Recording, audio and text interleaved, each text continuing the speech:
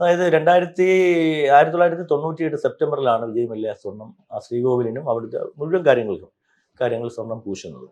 പക്ഷേ 2019 വന്നപ്പോൾ ഞാൻ രേഖകളിൽ നിന്ന് മനസ്സിലാക്കുന്നത് ഈ ദ്വാരപാലകർ എന്ന് പറയുന്നത് ഈ ക്ഷേത്രത്തിന്റെ മുന്നിലുള്ള ഇതാണ്.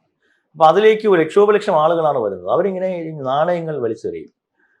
അപ്പോൾ കേടുപാടുകൾ ആ ദ്വാരപാലകരുടെ പിന്നെ ദേഹത്താണ് ഇത് പതിക്കുന്നത്. അപ്പോൾ സ്വാഭാവികമായും കീറൽ വീഴും.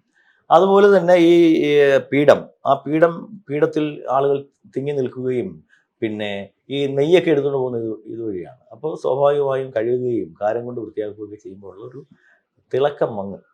ആ മങ്ങൽ വന്നതിന്റെ ഭാഗമായിട്ടാണ് ഇതുപോലുള്ള ശ്രീകോവിലിന് മുന്നിൽ ഇത്തരം പിന്നെ കാര്യങ്ങൾ ഇരിക്കാൻ പാടില്ല എന്ന തന്ത്രിയുടെ നമ്മുടെ ശബരിമല തന്ത്രിമാരുടെ റെക്കോർഡിക്കലായിട്ടുള്ള കത്തിന്റെ അടിസ്ഥാനത്തിലാണ് ഇത് മാറ്റുവാൻ വേണ്ടി, ഇതിനെ ഒന്ന് നവീകരിക്കുവാൻ വേണ്ടി അല്ലെങ്കിൽ കൂടുതൽ തിളക്കമാക്കാൻ വേണ്ടി കൊണ്ടുപോയത് എന്നാണ് ഞാൻ മനസ്സിലാക്കുന്നത്.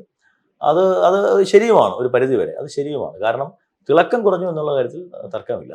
പക്ഷേ അത് കൊണ്ടുപോയത് ആരാണ് എന്നുള്ളതാണ് പ്രശ്നം. പക്ഷെ ഞാൻ മനസ്സിലാക്കുന്ന ബോർഡിന്റെ അന്നത്തെ 2019 ബോർഡിന്റെ ഓർഡർ എന്ന് പറയുന്നത് ഇദ്ദേഹത്തിന്റെ പിന്നെ സ്പോൺസർഷിപ്പിൽ തിരുവാഭരണം കമ്മീഷന്റെ നേതൃത്വത്തിൽ ശാസ്ത്രവിധി പ്രകാരം കൊണ്ടുപോകണമെന്ന് തന്നെയായിരുന്നു ഓർഡർ. പക്ഷെ പിന്നീട് ഇത് അങ്ങോട്ടേക്ക് പോയപ്പോൾ ഉദ്യോഗസ്ഥരുടെ അട്ടിമറി ഉണ്ടായിട്ടുണ്ടോ എന്ന കാര്യത്തിൽ സംശയമുണ്ട്.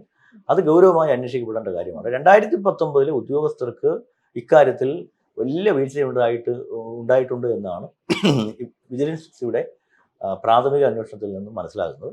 അതെല്ലാം തന്നെ നമ്മൾ സമഗ്രമായി ഈ അന്വേഷണത്തിൽ ഉൾപ്പെടുത്തണമെന്നാണ് കോടതിയോട് നമ്മൾ ആവശ്യപ്പെടാൻ പോകുന്നത്.